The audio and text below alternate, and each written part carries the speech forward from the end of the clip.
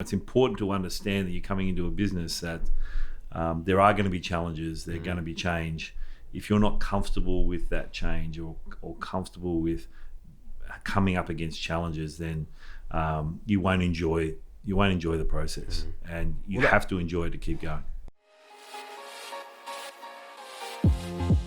You're listening to the 9 to Survive podcast, where we speak to the most inspiring entrepreneurs of Australia. I'm your host, Alex Whiteside, the CEO of EasyCompanies. Running your own business can be quite daunting and scary. We're here to show you how to face those fears and help you build your dream today. We listen to the innovators, the game changers, and the thought leaders who have built their startups from the ground up. Hear what makes them tick, how they've overcome their own failures, and be inspired to take your own leap of faith and ignite your passion for business. So on today's episode, we have Steve from Yello. He's running a last mile delivery service, which is connecting restaurants and retailers to end consumers. This is actually his 6th business. And just in case you haven't already, make sure you subscribe to the 9 to 5 podcast and leave us a rating. So I hope you enjoy this episode. Great to have you on the podcast, Steve. Thanto you. And nice to be here. Yeah, I wanted to start by just kind of understanding the website of Yello mentions a lot about last mile delivery. What do you actually mean by that? Last mile is delivering to consumers. It's helping businesses provide a great customer experience through last mile delivery. As I'm sure you're probably well aware, people's expectations around getting things delivered quickly are increasing. Yeah. And, I think it's on the back of the success of fast food delivery, the Uber Eats and the Deliveries of the world. And of course, you want it now. Yeah, exactly. You want it now, you want to order and you want to get it delivered. And that's just leaking into pretty much every other vertical, whether it be groceries and alcohol and general retail, right across the board, no matter which industry you're talking about, really. Yeah, it's awesome. So what got you into being an entrepreneur? Where did the journey begin? What was it like running? Did you run like your first business? What was that like? Well, getting into entrepreneurship, some would say it's probably a little bit innate. There was always an interest, even when I was quite young. My first dabble in it, and I didn't even recognise it as my first business, to be really honest, was when I was at uni. I was working for a tavern out in Parramatta, a collector tavern, and they were doing the payroll the old way, books and pens and calculating it manually with calculators, whereas I was doing a course in computer science, part of my commerce degree, and we were programming away, and part of my projects I said, well, I'll do a payroll program for them. So I took it to them and said they're going to pay us $250 a week or whatever it was. I can't recall exactly how much I was getting paid. $250 a week? Yeah. to build the platform? No, to actually do their salary. It took me 1 hour a week to do, and what would normally take them, half the day, to complete. So, like I said, I never really recognised that as my first business for a long time, and but looking back, that was probably the first real entrepreneurial attempt on my part. And then from there, I was playing football professionally there at that point, so that was my profession, and I was really enjoying that. But there's plenty of stories of people leaving professional sport and not really knowing what to do, and I was one of those people as well. So I left them and started searching, and worked in Unilever for a while, and dairy farmers doing sales rep work. And then I thought I'd get into hospitality, and that was my second business. I started a cafe down at North Cronulla, and ran that with my brother for a year, and hated every minute of it. So I decided to go on search. So I went overseas and went, as you do as a backpacker at 26-year-old. And that's really where I was able to discover different things. I went into voiceover work. I worked in theatres. I did a whole bunch of different types of things when I was traveling, and opened my mind up of what's actually possible, which I think that's really important to go overseas, I think, when you're young, and to open your mind up. And I think that was a real catalyst to thinking about what is possible. And the voiceover work sort of led a desire to get into sound engineering, and then I wrote a letter to my friend to send me some courses on sound engineering, and SAE College here in Australia, they were running their first year of the multimedia course, and that's so you can edit our podcast then. I probably could. Yes, I do both digital, audio and video editing. That's my background, but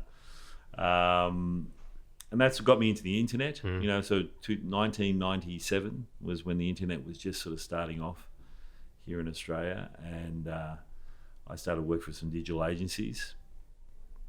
And then I just realised that working for digital agencies wasn't where my head was at. You know, with really the start of the .com boom, there were plenty of opportunities to think about building businesses that were online businesses.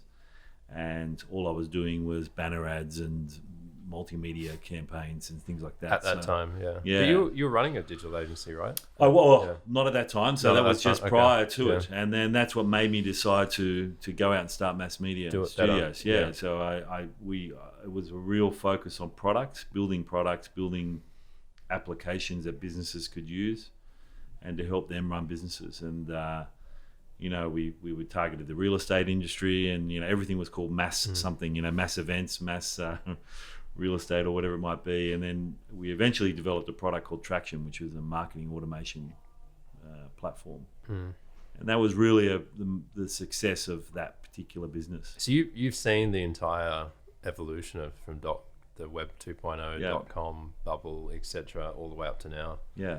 So that's I've lived through it. Yeah. So marketing was done very differently back then, like online marketing. It was. I mean, it's evolved just mainly around the intelligence around it. You know, the data that's available. Yeah. It's almost too much now, isn't it? It's it can be. Bombarding. Absolutely. Yeah. Like it can be very overwhelming.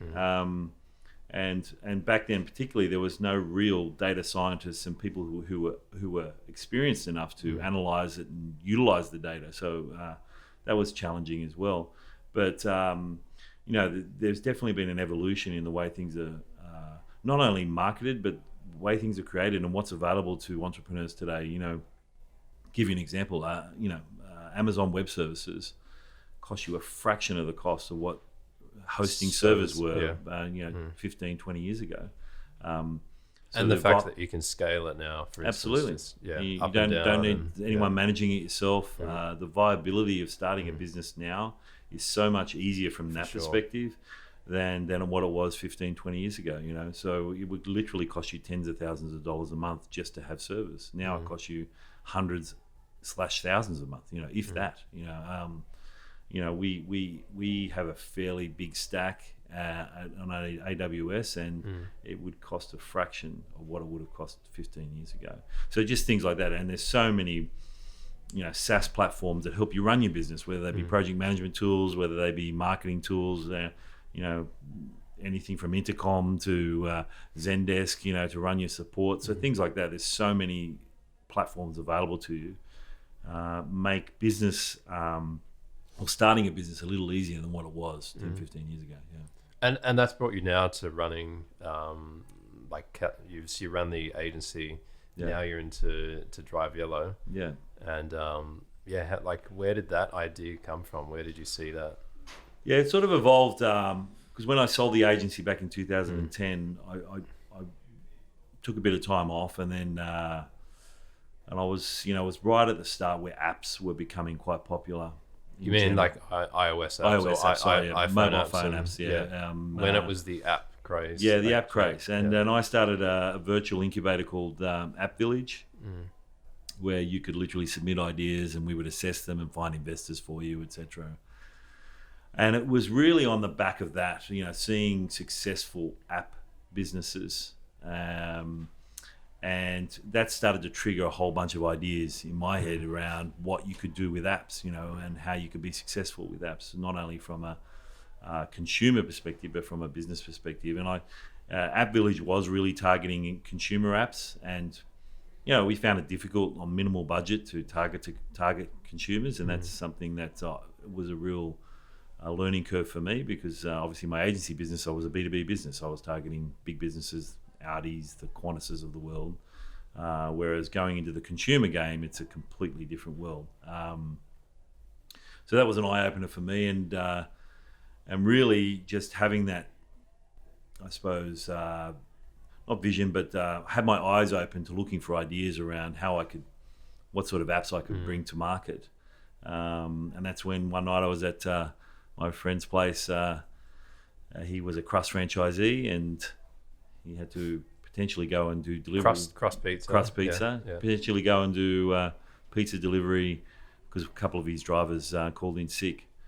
And my instant reaction was, surely there's an app that can solve this problem, and there wasn't. There wasn't one that we could hire someone immediately or within days of knowing how much staff you need. So I went away and developed an MVP product, which was like a job board, and instantly got instant reaction from the hospitality market and also people looking for driver jobs. So that was an MVP product, and you've identified the need, like it's out there. Yeah. Absolutely. Within weeks we had, I think it was 50 drivers sign up.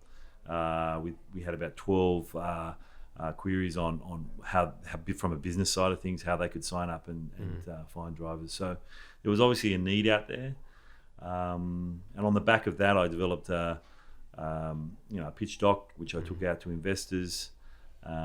Invited Johnny to come join me for the ride, who's my co-founder, and went and raised 300K. And on the back of 300K, that's what we built, the first form of the product. It's an interesting concept there, because a lot of people go, look, I just want to start a business.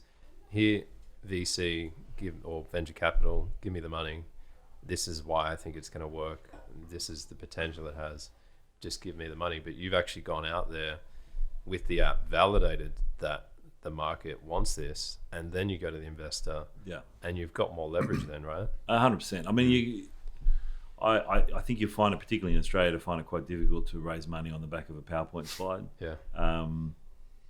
I do think you need to validate it in some way, shape, or form, and it's not just about validating that people will visit your website. It's about validating people will actually engage with your business idea. So obviously a first step is, hey, we're building product X. If you're interested, put in your email. That's one form of validation. Like proof that people are engaged in it or interested, or your page on Facebook or something. That's metric. One level, but I think you have to get to that next level of their either signing up and using a product or paying. More importantly, they're actually paying something, because people will sign up for things for free, and as soon as you ask for $10, they go running for the hills. And your friends and family will tell you, I'd get that. That's right. See, we did that at EasyCompanies, and we launched, when I launched, before I even wrote a line of code, I got a WordPress template online. I filled out the basic marketing message of what the product's going to achieve, put a little form in place, company name, and a credit card form.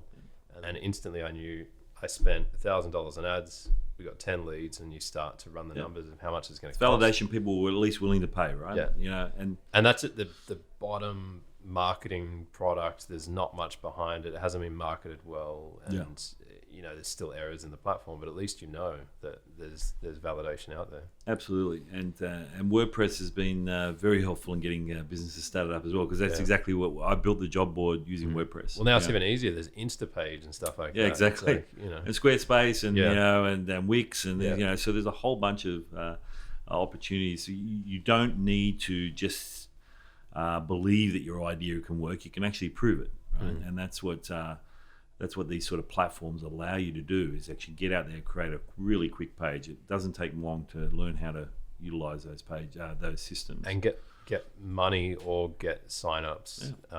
You can almost pretend that everything's working as it's meant to be.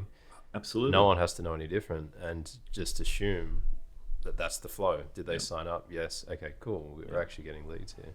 So that's the approach you took, and obviously that gave you leverage over the investors. Yeah, well, it also validated in my own head, right? Yes. So validated in my own head that there was actually a market out there who wanted that, and it allowed me to actually, as you just said, move forward with confidence. That it was actually going to be something that people wanted.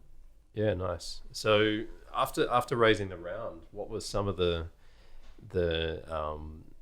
challenges that you kind of faced, or what, because we often say, you go out and you get money, but then you actually got to do the work. So obviously it's your sixth business, Yeah. So, well, look, challenges are going to be different for everybody. They're always different because it does depend a little bit on your skill set. So, like my skill set, I could design a platform product. That's, my experience with Traction. I was the designer and curator, product owner of that particular product. So, I had the skill set to go away and do wireframes and put that together. So if you don't have that skill and you want to build a digital product, well, then your first challenge is, well, how do I build a digital product, right? So whereas in my perspective, my first challenge was finding people who could build it, So I could design it, but I couldn't build it. And we had a limited budget. Obviously, we had a set budget that we put in play. And so my initial thought was, I'll find someone here locally who will give me a fixed price to build our first version of the product. And we went to one particular agency, and that was our first challenge, right? So after a couple of months in working with them, we realized that they weren't really doing what they said they were doing, and were sort of almost providing a product that wasn't what they say it was going to do. There was a bit of a false representation there, right? So well, I've noticed I had to choose my words carefully. Yeah. But so from that perspective, that was our first challenge, was realizing that they weren't doing what they said they were doing, and luckily enough, I had that technical background to really challenge them on that. Someone who wasn't experienced in that probably would have been led astray even for months on end.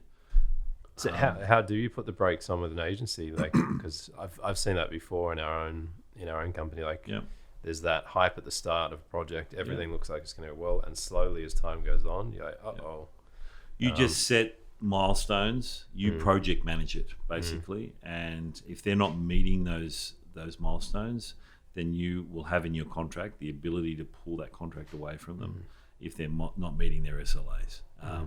And that's what I had in our contract, that they had to meet certain milestones. If they weren't meeting them to my satisfaction, I had the ability to pull it away, and that's what we did.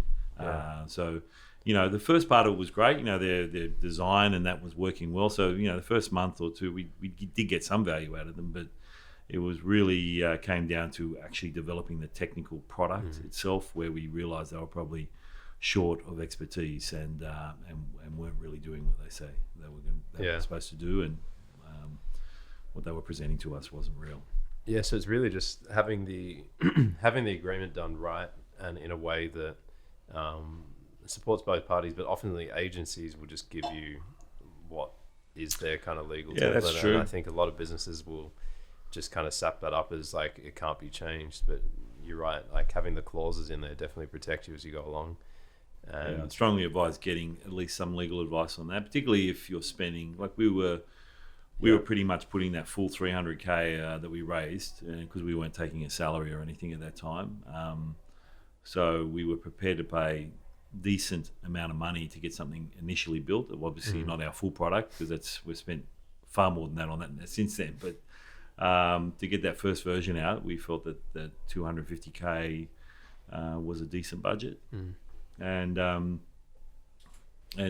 so if you're spending that sort of money, you should spend a little bit of it getting some legal guys checking contracts and making sure that that's all in play. Yeah. So switching back to the product as a whole now, I thought that for some reason I thought Yello was in competition with Uber Eats and Deliveroo and stuff like that, and it would be interesting to see how A, you've dealt with that competition, and B, is it kind of supporting you or is it working against you? Yeah, sure. We sort of compete in a way, but we're very different in our offering. They are a consumer product first and foremost. What they're selling to the consumer is the ability to order online, and then they also provide the delivery service. Whereas we don't offer any sort of ordering platform. We're all about helping the business enable their own delivery service. And that has a couple of benefits. First and foremost, you don't pay the sort of commissions that you would pay an Uber Eats or a Deliveroo. You're just paying for the delivery service and the technology. And secondly, it allows those businesses to maintain that customer relationship. So if you're a franchise, for example, you've got a marketing budget to go out and promote to consumers. So why not use it to drive them to your own website as opposed to driving them to an Uber Eats interface that has a lot of your competitors on it as well. So, this is the same problem as Expedia and that, right? Like it's creating the same thing in the hotel industry. Absolutely, and now Google's taken that over as well. So then they're all probably all going to go. And even flights, it's getting even. Yeah, that's right. Yeah, but just going back, so from that perspective, yes, they did affect our ability to really scale initially, but they also helped our ability to scale because what they brought to the industry was the technology. So when we first started, there was no Deliveroo or Uber Eats. There was Menulog and there was Delivery Hero, but they weren't really pushing the technology onto the industry, whereas Uber Eats and Deliveroo did. So they forced that industry to become more technically savvy, I should say. And then secondly, they built a network of drivers and riders that didn't exist, a gig economy, and people who wanted to be part of that gig economy. And grow that entire market, which means we just tapped into a market that they were growing on the back of their own marketing dollars. So from that perspective, that helped us a lot to grow on that wave. And I'd see that, and this is interesting for anyone getting into that space where you're in a potentially legislated industry or it's a growing industry, is that like Uber's out there lobbying with the government on, in a way, your behalf somewhat, right? Like it's kind of, they're putting a lot of dollars down working with the government to get legislation around, what does it mean to be an employee, and build legitimacy around gig economy, right? That's really what the end result will be. And the people in power, we're obviously talking to quite a few different groups, whether they be the ATO, etc. But they all recognise that they have to come up with a system that allows the gig economy to thrive, because the gig economy is providing lots of work to a lot of people. Exactly. Because they enjoy the flexibility, they enjoy the ability that it could be easily their second job, it could be a uni student.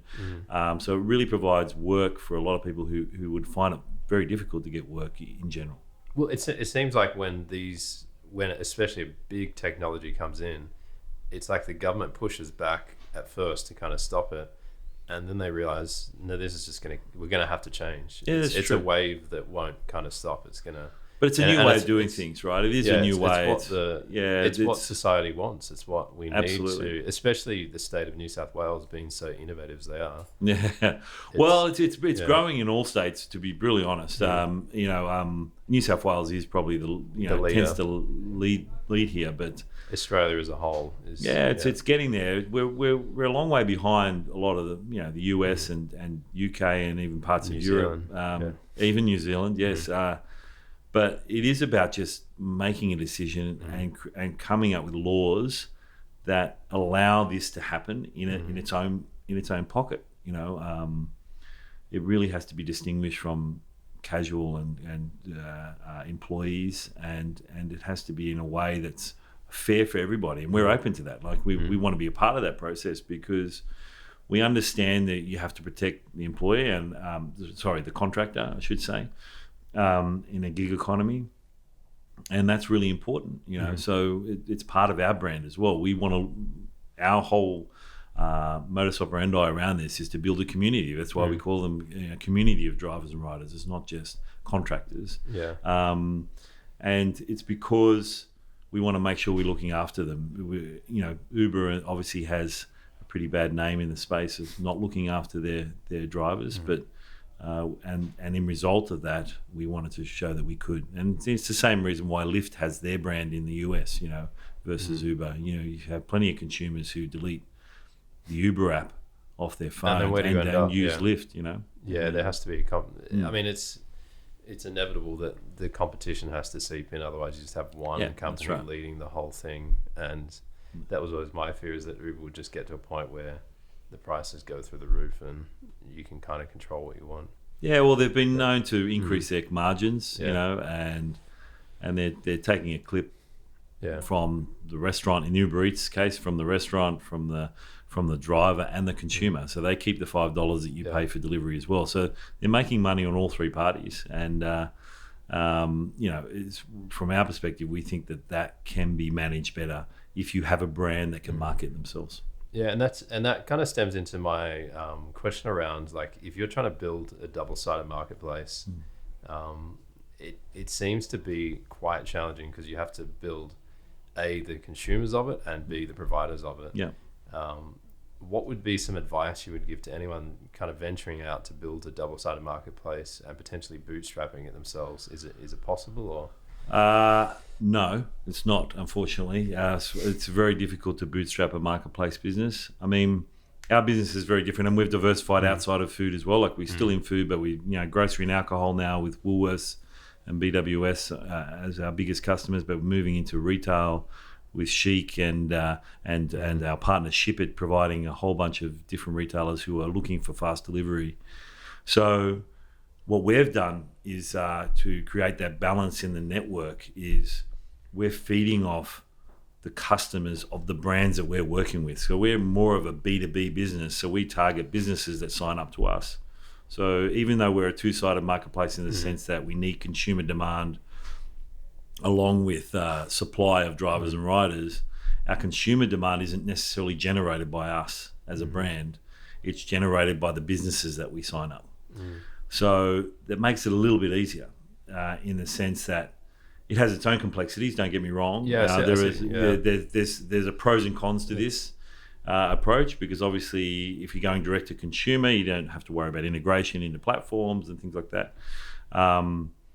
But in the B2B space, we're just about targeting customers or businesses that already have those customers, and the marketing budget to target businesses is far lower than the marketing budget to target consumers. Of course. So you mean you're signing up the businesses, obviously, and then that creates the gap of we need more drivers, and you can fill that easier than you would having to find consumers.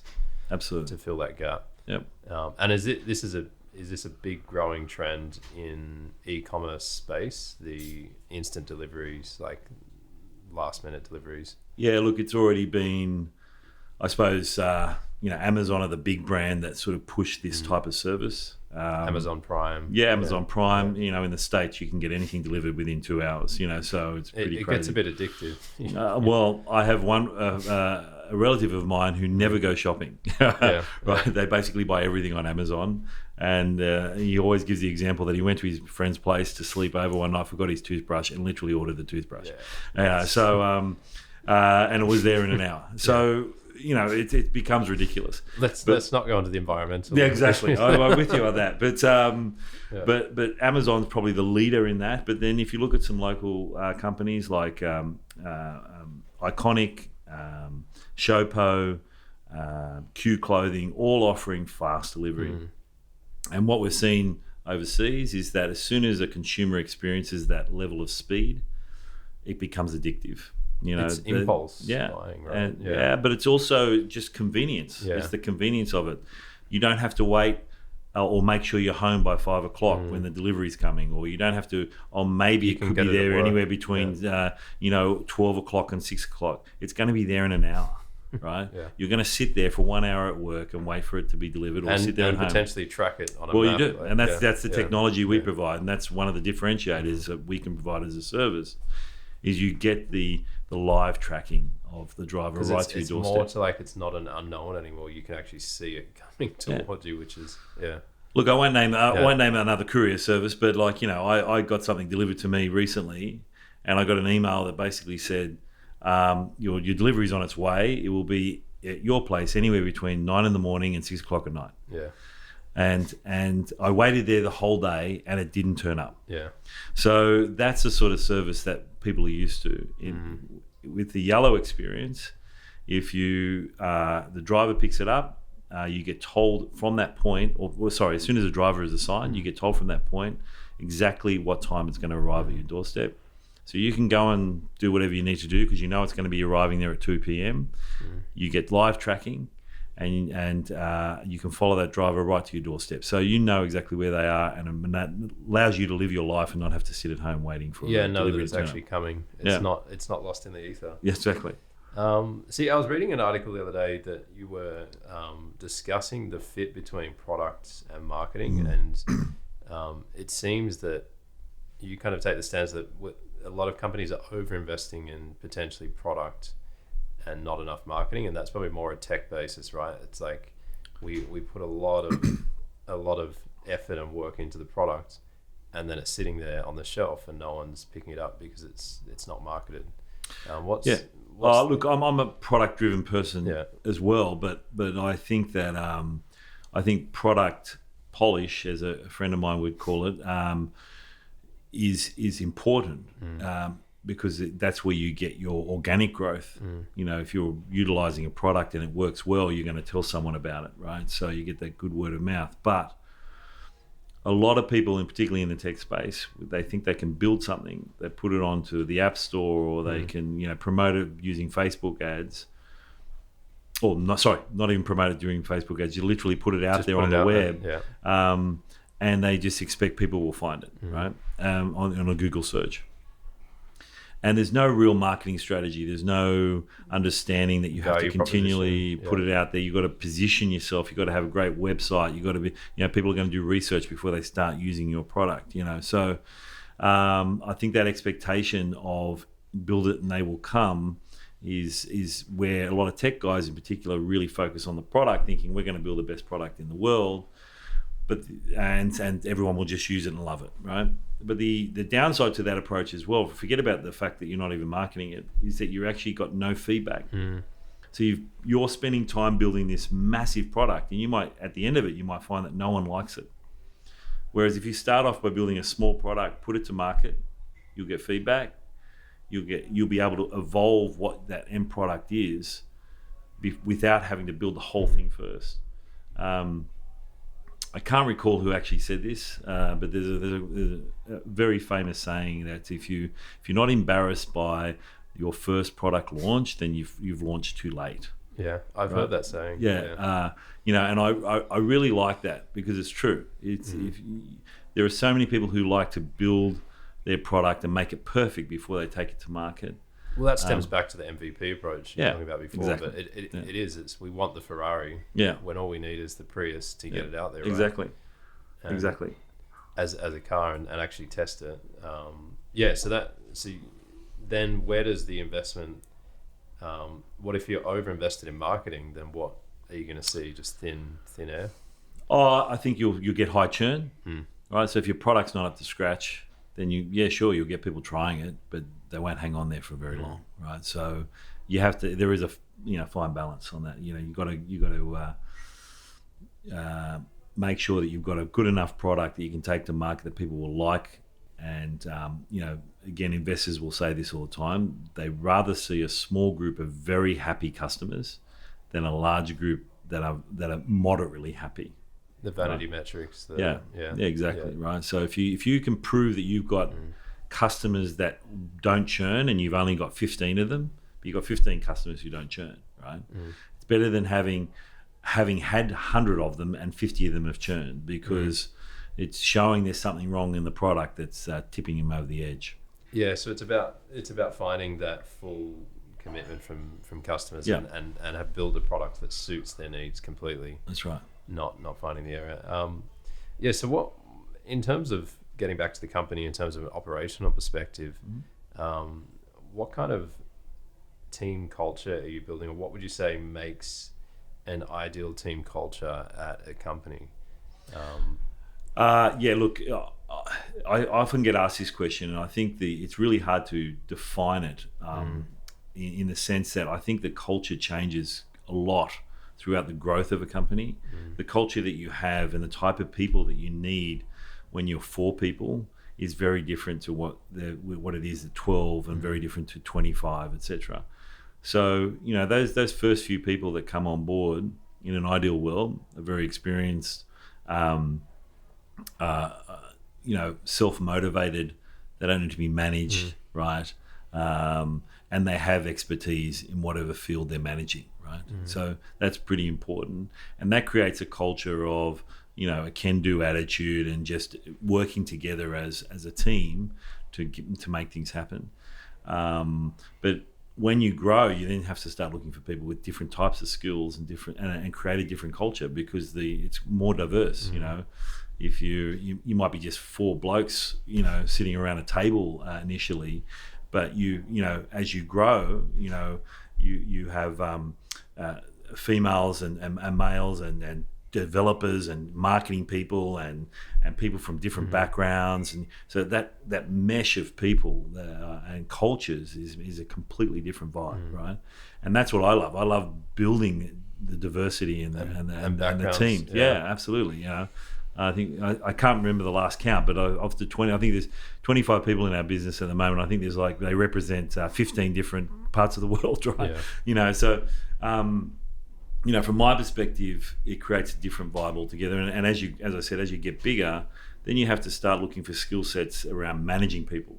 Sure, I might be a great developer, but can you actually run a dev team? Well, you start needing team leads and stuff. Exactly. Like that. Yeah. Right. So the different skill set, different culture, and every individual thrives in a different type of culture as well. You have some people who like the flexible hours, for example, and that's how they thrive. And then you have other people that need that.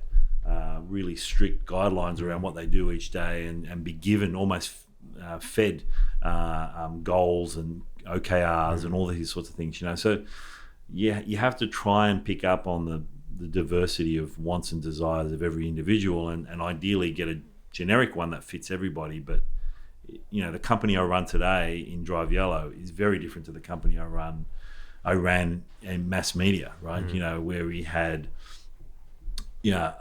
account managers, which brought in a certain type of person, and then you had creative guys. We don't have 4 or 5 creatives sitting in our Drive Yello office, right? I'm basically the designer, right? Although I'm looking forward to hiring a couple of designers, but so the culture is just completely different. Yeah, and I think that's it. It's looking at you mentioned agencies, for instance. They run a whole different game to what a lot of startups run. The way that it's done, it's all around billable hours, right? So yes, right. Say it's getting the right fit for the company. Yeah, and it depends on whether you're funded or not funded. Because obviously, if you're well funded, you'll go and look for people with expertise that have experience that is far more than yours. We've had 2 people come on recently who've been a great addition to the team. They used to work for Fedora, who went by the wayside as far as food delivery is concerned. But their experience that they brought to the table was far more than I had as far as this game is concerned. And they've done a great job in helping grow the business. Yeah, for sure. And what would you say it takes to make a good leader as a CEO, or at any stage of the business? What are some kind of things that you think are really working, even if it's just small little rituals or habits that you've kind of incorporated? Yeah, I think the key around leadership is being decisive and having some thought behind your decisions, right? So I think that people feel comfort that there is someone going, this is where I think the strategy is going, this is where I think the business is going, and this is why we're doing this. Obviously, you take on feedback. Obviously, you formulate that based on input from the team. But at the end of the day, a leader has to make those decisions. They have to make a decision on what they think is right or wrong for the organisation. It's important to build a leadership team. I don't think it's just a leader. You can't survive and grow and scale being the only leader in the business. You have to have multiple leaders in the business. So a good leader is someone who looks for other leaders as well, not just about being the sole the sole leader in the business. So for businesses starting out, however, is that, if you say leaders, they would be a sole leader, but they'd be getting it from mentorship or things like that. Definitely. Mentorship's is a requirement, just by purely and simply of providing an outside eyes and ears outside of your business and bringing a different perspective. I've been fortunate enough to have several mentors over my last 20 years of business, and I tend to sort of tap into different people depending on the sort of problem I'm trying to solve or where the business is at.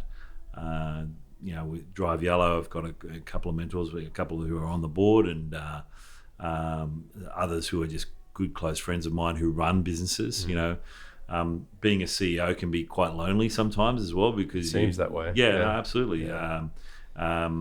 So it's important to have some sort of connection to other CEOs, because they know what you're going through. They know they've been through it themselves, and can give you some advice on things that have been successful for them in changing things. You're dealing with people's lives here on generally in running a business. You're not just running building a product or running a marketing campaign. You're also running a business that hires people that have their own goals and aspirations, etc. And that can, I know when I first started my business 20 odd years ago in the agency world, where I did hire lots of people. I mean, we ended up having 70 people there. I remember at the start of that, I used to get quite emotional about when people left, and or there was someone who wasn't happy or whatever. Whereas I've become less emotional about it now, and realize that that's just part of the gig, right? No matter how well you treat a person, or how good they are at their job, and how many times you pat them on the back or whatever, there may be something they want to do. They might want to go traveling for the next 2 years, or that creates that friction. That's right. Or they might want to go and work for a large organisation, or they get this great opportunity presented to them to start their own business. And you can't take on board anything personal around that. That's just their choice as an employee, or it's not holding on to someone either. Exactly. Not holding on to that idea. Absolutely. Like there has to be change in business. Like we can't. If you don't want anything to change, it's going to get stagnant, right? Yeah. You got to bring in fresh new energy. Things have got to change. It's got to be moving. Yeah. Change is the only consistent. It's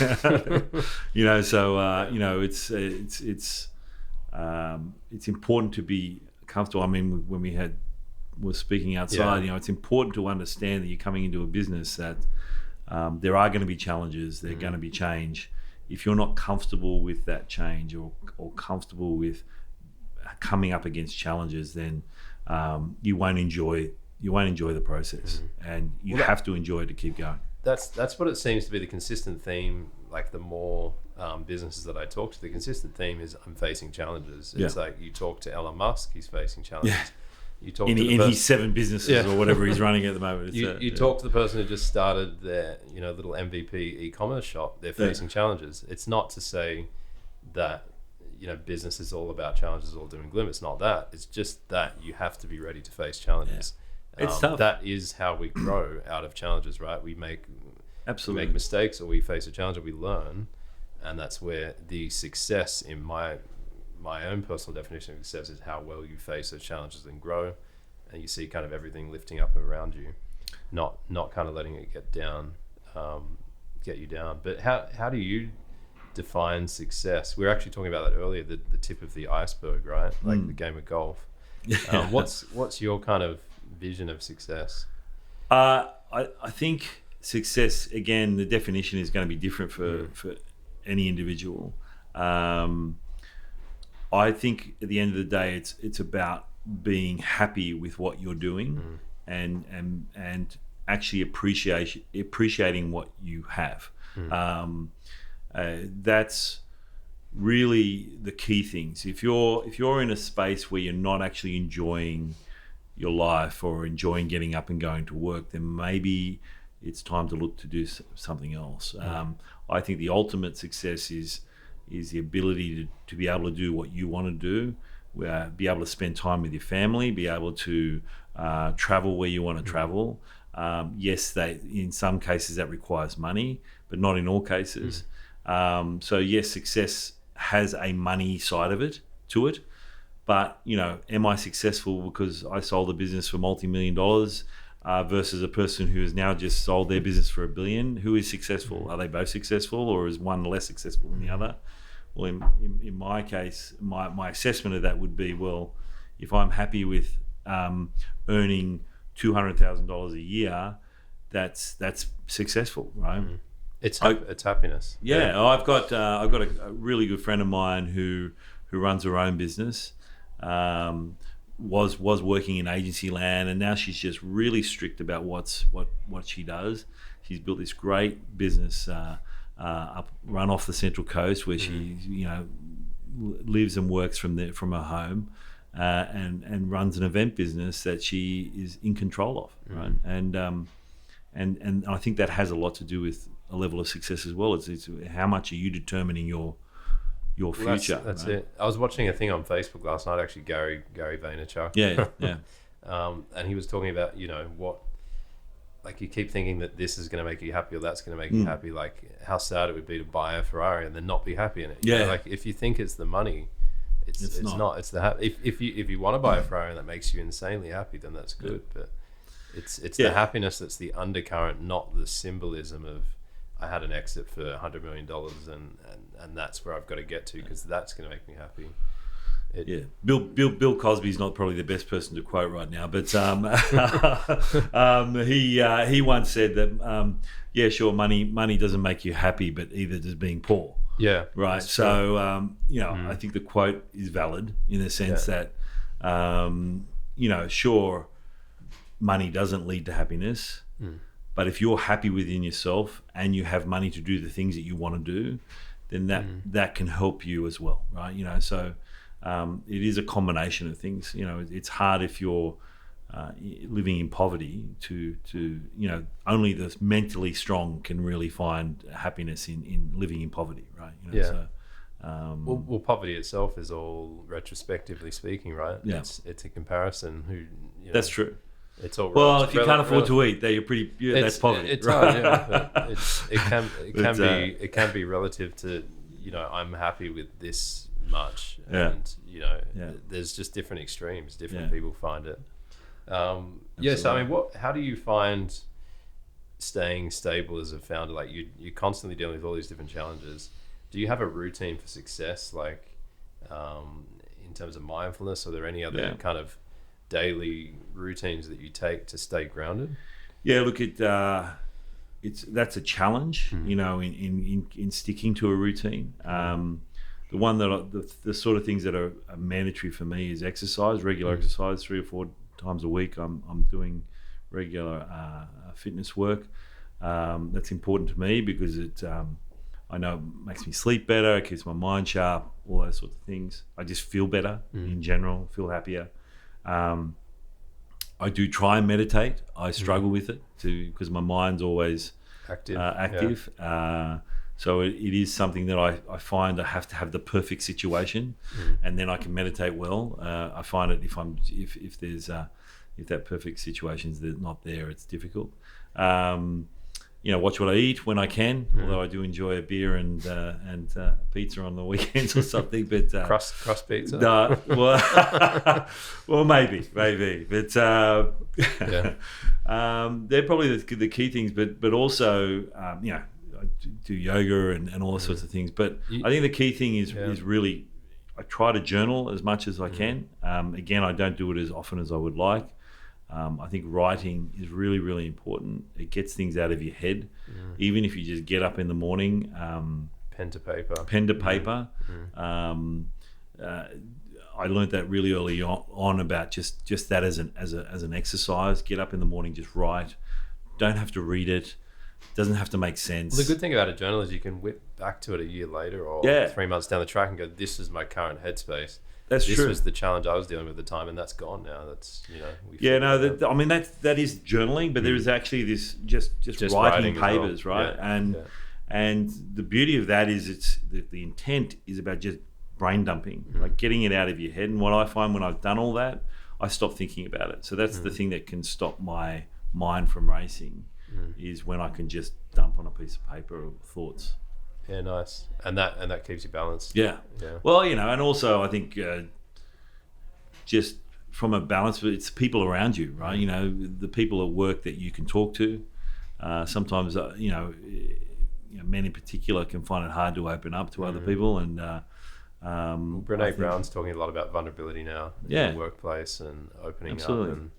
And I think it's important you have people around you can trust, right? Because sometimes people around you, if you open up to them, they will use that and leverage it against you, and that can create a bit of fear and uncertainty and lack of trust. So the trust component becomes really important around that as well. And I think that's what makes a good leader. Like there was someone, Mark Boris was interviewing, I forgot who it was, and he was a coach for a football team, and he was saying how similar coaching for a football team is being a leader at work. It's one or the other. And he said the most important thing is, if you come in as a leader and you're all down to negative, the whole team's going to be down to negative because they're looking up at you as a leader, right? Exactly. So it's so important that we are the grounded ones, that we can kind of keep a stable environment for everyone else. And it doesn't mean not being transparent though either, right? Because I read a book quite a while ago now. It's over a decade old. It's probably a bit dated, but it's called The Game of Business. And it was about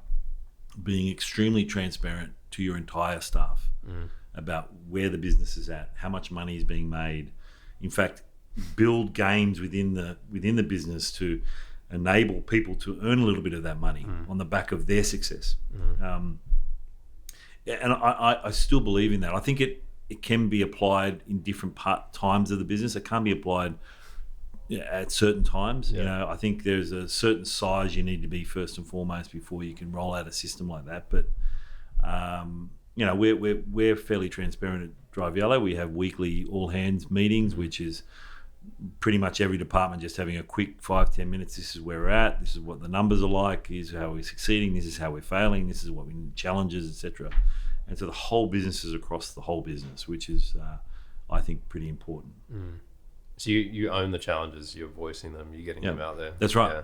Yeah, but sharing the burden too, right? Yeah. So, I mean, that's half the thing. And I have been at times when I, throughout the last 20 years when I've been the CEO, I've sometimes shouldered the whole burden and maybe not shared them with everybody, and therefore it's affected my ability to hand it over.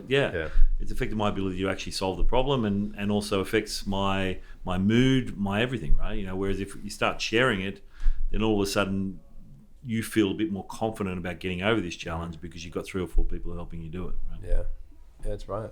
Some good insights there.